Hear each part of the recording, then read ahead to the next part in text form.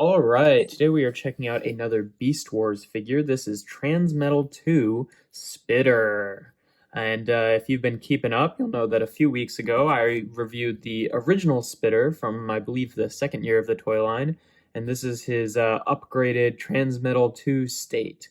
Because in Beast Wars, they had their original characters from the first and second year of the toy line, and then when they started moving into the third year, they started doing gimmicks like Transmetal, which eventually turned into Transmetal 2.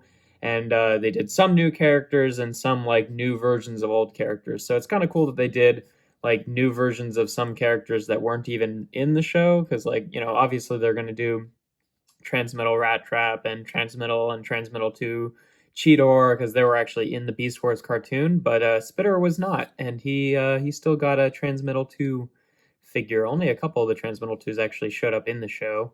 But yeah, he's really nice. I really like this figure. I should mention that originally he did come with a weapon that's like a tongue weapon that turns into a mace in robot mode and it just sticks out. I don't have that. I don't really mind. I think he's kind of better without it. But yeah, it's a really good frog mode. The one problem that I do have is the front legs are a little bit too large for this particular creature, which it's not a huge deal, but it looks a little weird how they're like, excuse me, how they're like jutting out from the body here and then, coming down.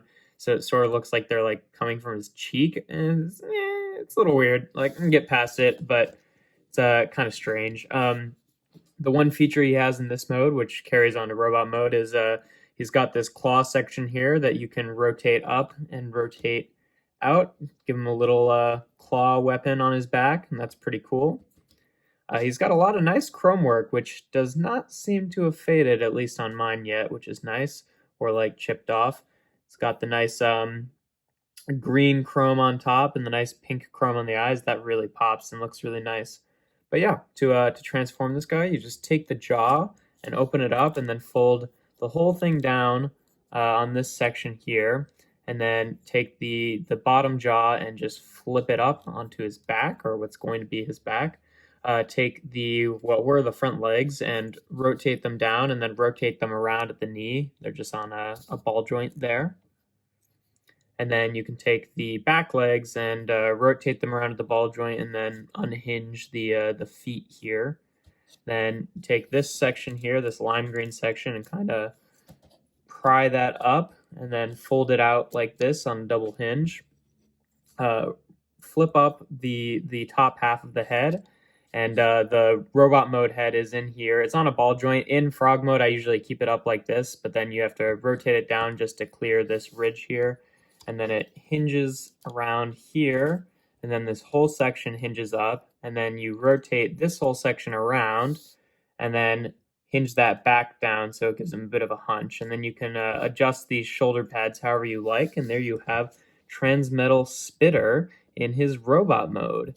And I really like this guy. He's just got a lot of fun character. I like how he's got that, that hunch there, so you can rotate his head like this, and it just gives him a lot of expression and character. And just like, I don't know, I mean, even in frog mode, I didn't talk about it much, but it's got a lot of really nice, cool, technical, sculpted detail.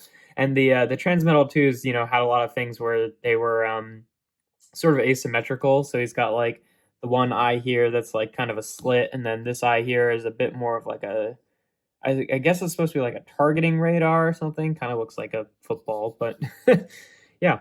Articulation wise, he's pretty articulated. His legs are on ball joints here at the hips, so they can move around like that. That has, a pretty good range if you, move them around the other pieces.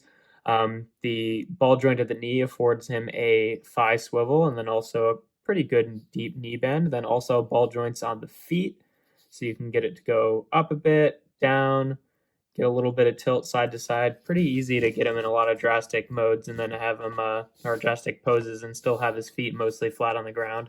Then the arms here are on ball joints at the shoulder, ball joints here at the elbow, which again, gives him a bicep swivel, and then you can rotate around. And then the arms, or the hands here, can hinge about that far this way and then almost all the way up this way.